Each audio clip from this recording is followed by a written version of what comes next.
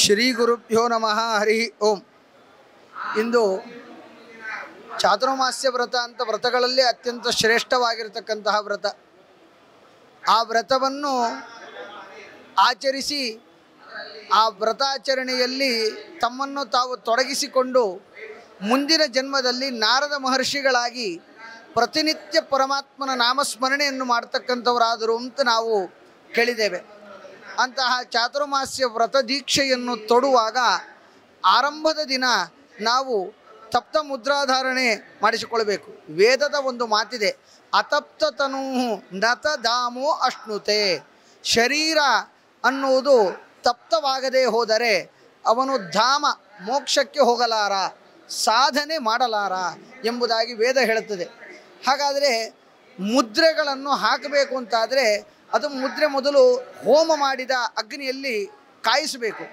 ಯಾರು ಕಾಯಿಸೋದು? ನಾವೆಲ್ಲ ಇಲ್ಲಿ ನೋಡುವಾಗ ಪಕ್ಕದಲ್ಲಿ ಯಾರೋ ಒಬ್ಬ ವ್ಯಕ್ತಿ ಕಾಯಿಸ್ತಾನೆ ಅಂತ ಕಾಣಿಸ್ತದೆ, ಆದರೆ ಕಾಯಿಸುವ ವ್ಯಕ್ತಿ ಅಲ್ಲ. ಮತ್ತಾರು? ಶ್ರೀಮದ್ ಆಚಾರ್ಯರೇ ಅಲ್ಲಿ ಮುದ್ರೆಯನ್ನು ಕಾಯಿಸ್ತಾರೆ. ವಾಯುದೇವರು ಅಂತ ಶಾಸ್ತ್ರ ಉಂಟು. ಅಥೋಗ್ನಿ ನಾಹಿತಂ ಚಕ್ರಂ ಸ್ವಾರ್ಚಿಷ ಪುಣ್ಯದಾಯಿನ ಸಯೇವ ತಪ್ತಂ ಕುರುತೆ ಎಂಬುದಾಗಿ ಒಂದು ಮಾತು. ಆ ಮಾತಿನ ಪ್ರಕಾರ ವಾಯುದೇವರೇ ಮುದ್ರೆಯನ್ನು ಕಾಯಿಸ್ತಾರೆ. ಮತ್ತು ಮೊದಲಿಗೆ ಗುರುಗಳು ಹಾಕಿಕೊಳ್ತಾರೆ. ಗುರುಗಳು ಹಾಕಿಕೊಳ್ಳುವುದು ಅಂದರೆ ಏನರ್ಥ?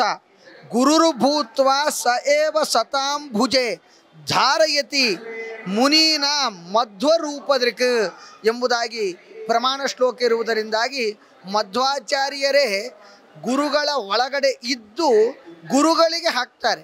ಆದ್ದರಿಂದಾಗಿ ಮೊದಲಿಗೆ ನಮಗೆಲ್ಲರಿಗೂ ಮುದ್ರೆಯನ್ನು ತೊಡಗಿಸುವ ಹಾಕುವ ಗುರುಗಳು ತಾವು ಆಚಾರ್ಯ ಮಧ್ವರಿಂದ ಮುದ್ರೆ ತೆಗೆದುಕೊಂಡು ನಮಗೆಲ್ಲರಿಗೂ ಕೂಡ ತಮ್ಮೊಳಗಿರುವ ಆಚಾರ್ಯ ಮಧ್ವರಿಂದ ಮುದ್ರೆಯನ್ನು ಹಾಕಿಸ್ತಾರೆ.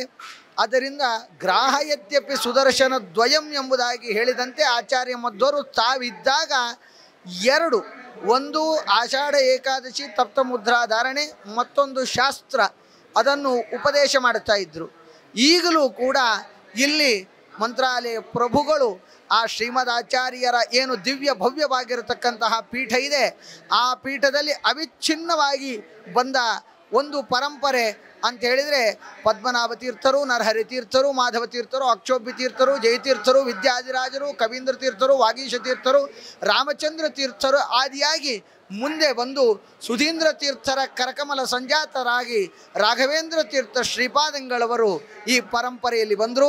ಅಂತಹ ದಿವ್ಯ ಭವ್ಯವಾಗಿರ್ತಕ್ಕಂತಹ ಪರಂಪರೆಯಲ್ಲಿ ಸುಯತೀಂದ್ರ ತೀರ್ಥರ ಕರಕಮಲ ಸಂಜಾತರಾಗಿ ಅಧುನಾ ಪೀಠದಲ್ಲಿ ವಿರಾಜಮಾನರಾಗಿರ್ತಕ್ಕಂಥವರು ಸುಬುಧೇಂದ್ರ ತೀರ್ಥ ಶ್ರೀಚರಣರು.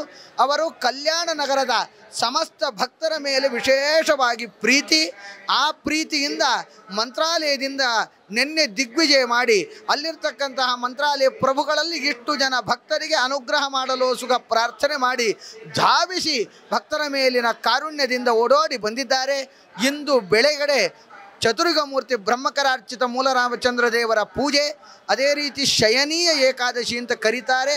ಆದ್ದರಿಂದ ಬೆಳಗ್ಗೆಯ ತೊಟ್ಟಿಲು ಪೂಜೆ, ಆ ತೊಟ್ಟಿಲಿನಲ್ಲಿ ಮೂಲರಾಮಚಂದ್ರ ದೇವರಾದಿಯಾಗಿರತಕ್ಕಂತಹ ಪೆಟ್ಟಿಗೆಯನ್ನು ಸ್ಥಾಪಿಸಿ ತೊಟ್ಟಿಲು ಪೂಜೆಯನ್ನು ನಿರ್ವಹಿಸಿ ಸುದರ್ಶನ ಹೋಮದ ಪೂರ್ಣಾಹುತಿಯ ನಂತರದಲ್ಲಿ ತಾವು ಮುದ್ರೆಯನ್ನು ಸ್ವೀಕರಿಸಿ ಎಲ್ಲರಿಗೂ ಕೂಡ ತಪ್ತ ಮುದ್ರಾಧಾರಣೆಯನ್ನು ಕೊಡ್ತಾ ಇದ್ದಾರೆ.